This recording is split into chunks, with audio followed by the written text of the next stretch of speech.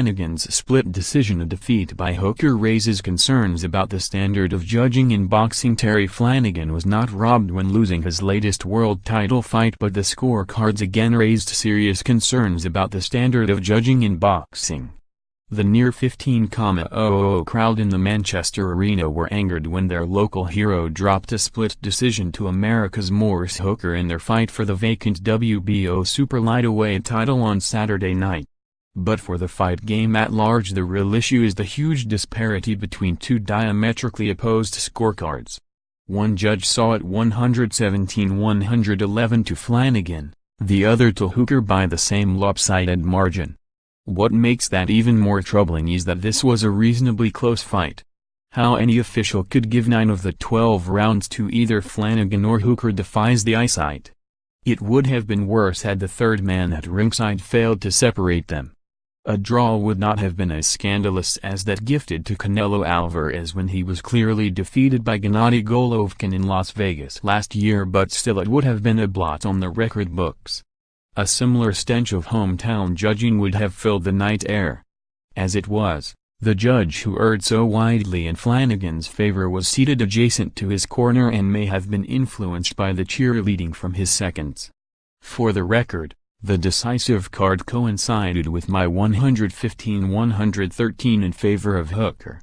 Furthermore, Mighty Mo complained that UK referee Terry O'Connor had failed to deduct points for Turbo Terry's flagrant use of both head and elbow in his desperation to rattle a more skilled opponent. He has a point, but as it happened, Flanagan was the one who suffered most physically. The gashes sustained beside his right eye and deep into his forehead in the 7th round were self-inflicted by his own butting tendency. To his credit, Flanagan made no protest when the result was announced, and he seemed to accept the verdict when admitting later that he would have to improve following his move up from lightweight in hope of becoming a 2-division world champion.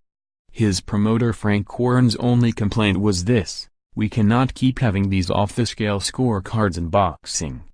This is bad for the sport." This follows the ludicrous 7-point margin by which Nevada's myopic serial offender Adelaide Bird fantasized that Canelo had beaten Triple G. Flanagan is pleading for a rematch, but although Hooker made sympathetic noises, that is unlikely to happen. The American stylist is heading for the next World Super Series tournament, which begins in September.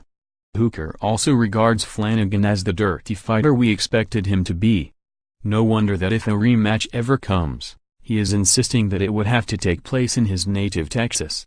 The Man Mountain is going to the Messiah.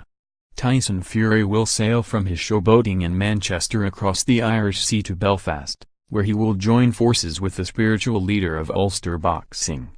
The Gypsy Giant is coming to the aid of Carl Frampton on August 18th.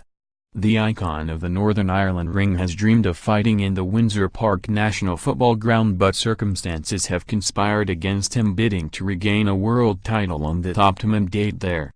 Instead of Leo Santa Cruz, who reneged on his promise of a Belfast rematch with the Jackal from whom he won the WBA featherweight title, or Lee Selby, who lost his IBF belt to Josh Warrington, Frampton is likely to face unbeaten Australian Luke Jackson. That would not be a name likely to help Frampton fill Windsor Park to its projected 24,000 capacity for boxing. But Fury in the second fight of his heavyweight comeback should provide the additional attraction.